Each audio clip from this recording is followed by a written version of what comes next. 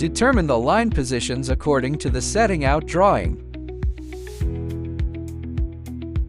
Based on the control line, mark out the edge lines of the wall columns and 300 mm positioning lines.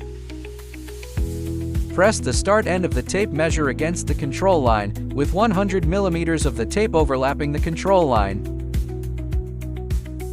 Mark the horn lines with red-blue pencil at the positions corresponding to the dimensions, ensuring that the horn lines are clearly visible.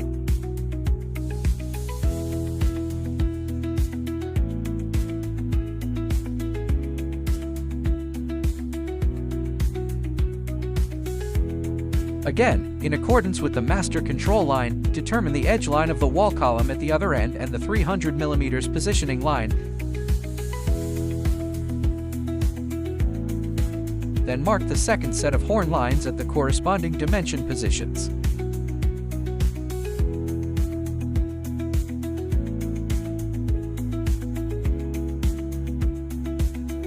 Stretch the chalk line real tight to ensure there are no obstacles in between, and align both ends of the chalk line with the horn lines. When snapping the line, ensure it is perpendicular to the ground, and the height of the trial snapped line shall not exceed 300 mm.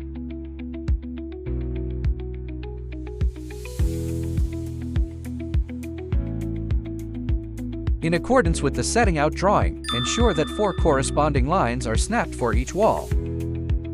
After line snapping is completed, use a tape measure to check whether the distances between the 300 mm positioning line, the edge line of the wall, and the master control line